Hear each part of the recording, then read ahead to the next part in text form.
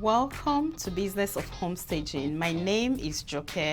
I am the founder of Genesis Home Staging based in the Seattle area, and I'm also an industry leader, a director on the board of the Real Estate Staging Association. I am licensed in the state of Washington to teach clock hours for realtors continuing education. Today, I want to talk about one of those topics that you won't find in a textbook, in an online class, or anywhere. It is based purely on lived experiences. And I love sharing these experiences so you don't have to make your own mistakes. There are some that have already been made. There is no need to reinvent the wheel. So here goes. Say you have been invited to bid on a condo staging, or you've been invited, or you've already, bid on it and you're planning to stage it. It sounds very simple, easy and exciting because one, you're going to need less furniture.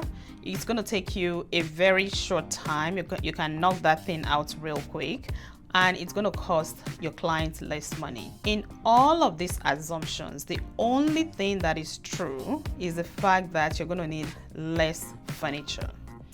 Everything else, not necessarily. And I'll tell you why. The things that you may not be thinking about are the access, the logistics, the parking, all the things before you even lay down a stick of furniture. Let me break down the real cost of staging a condo to you.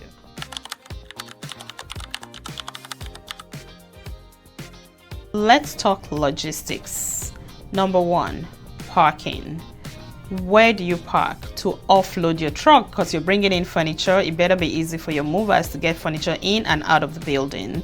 So is there street parking or parking in front of the building? One of those will do, but there are times when there is none of those, and it means more time in labor and hours, and then of course more money out of your pocket. And it shouldn't be coming out of your pocket, and that's why I want you to listen to this. Okay, so there's parking. Think about it ahead of time.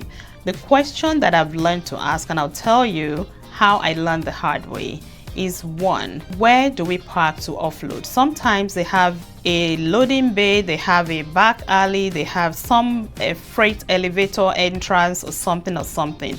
It is good to know that ahead of time so you can plan. And what I do is, as part of the walkthrough, you're not just doing videos and taking pictures of inside the condo, because that's where we all focus our energy. That's what we're staging. But think about the access. Once you find out where they're going to park, add that to your video list. And then, how do they get in the building? Is it with a key? Is it with a code? Is it that you're going to call and your client is going to let you in? Is it a front desk where you go to and they give you a key? Some complexes even have the manager or somebody in charge follow you around, follow your every move to make sure that you don't damage anything in the common areas. We've actually been policed through a condo building all the while that we were moving in and out furniture, because you walk through it once with them so that they can see that pre-existing, no damages on the walls, in the elevator, and then when you're done they will come back and inspect, and if you left them with any gifts of damages, guess who is liable? So think about this very carefully, ask all the questions before you put in the bid. And then there is the staging fee, move in, move out, also known as move in, move out fee. Anytime somebody moves in and out of a condo building, not all condo buildings, let me just say this, I'm talking specifically about maybe some high-rise buildings, some with elevator access, no parking, concierge, all of those managed buildings with HOAs. And a lot of them have HOAs, but some are less stringent and some are more easily accessible. So let's talk about the move in, move out fee. And ask me how I know. Story time. So we had gone to stage this condo, arrived on the day of with a full truck to stage this. I think it was a 2-bedroom or 3-bedroom, I can't even remember, maybe even a stupid 1-bedroom.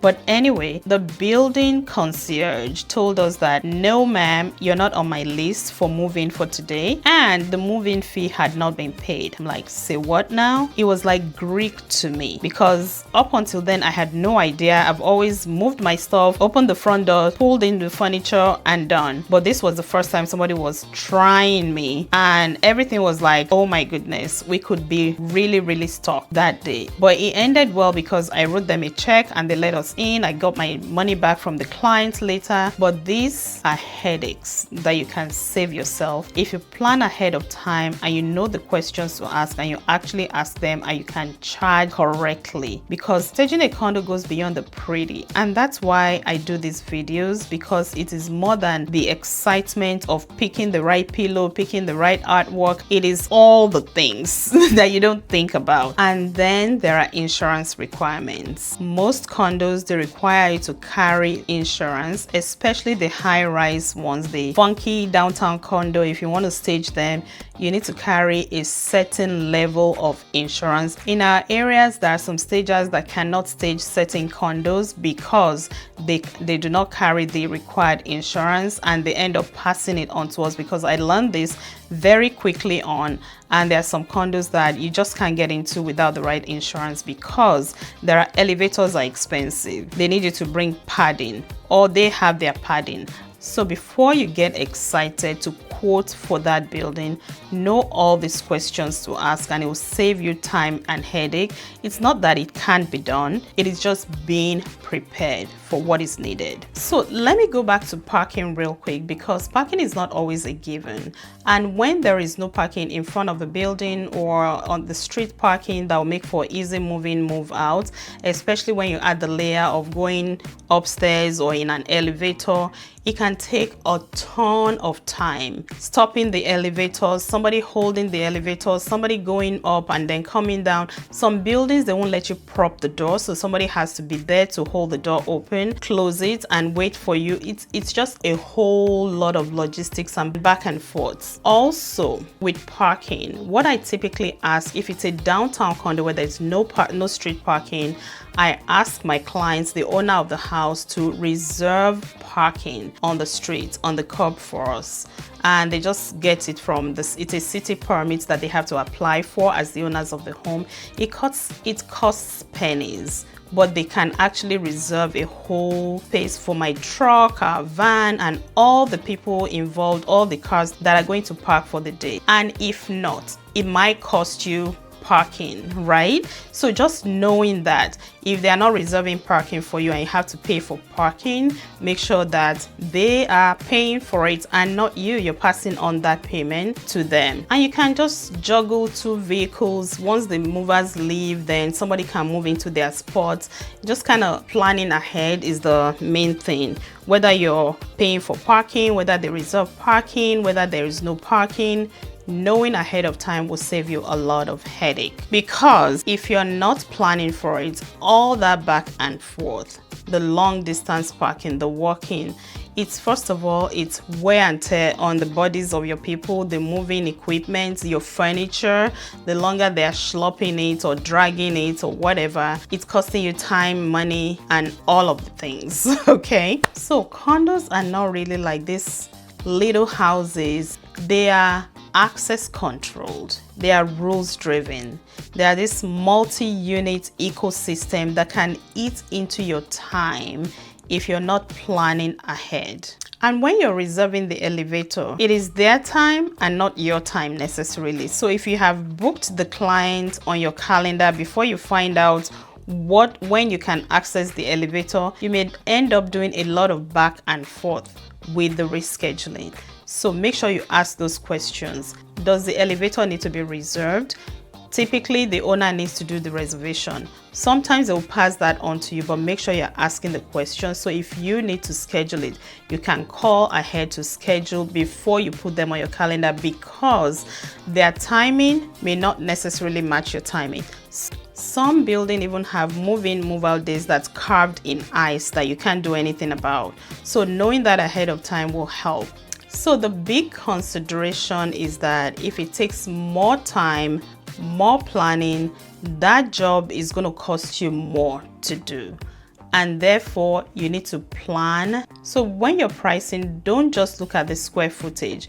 You're looking at, is it multi-level? Is there parking? Is there a move-in, move-out fee? Who is responsible for it? typically the owner, but hey, you never know. I don't know where you live. I don't know what rules apply. And then how much time will it take for you to set up? Because if you're going to do a regular home, you open the front door, you get the furniture in. All the logistics of moving through a condo building, by the time you get the furniture in, you would have finished setting up a whole living room or a whole house somewhere. So think about it. It's not just because of the size. It sounds small, but it be mighty. So in the final analysis, don't shortchange yourself. Don't leave money on the table, and don't work for free. Just because the clients call it's just a little condo, it's going to cost you a lot of time, labor, and therefore money, and make sure that you're charging appropriately. And if you've already gone through this experience, more power to you. I want to hear all about your condo staging experience. Drop them in the comments. And if you need help pricing your services, head on to businessofhomestaging.com. I have a free formula for you to download, my pricing formula, and you can take all of those things into consideration. And don't forget to share, like, and subscribe for real world advice you won't find in any training or in a textbook or online. All right, my friends, thank you for watching, and keep doing all the things until next time.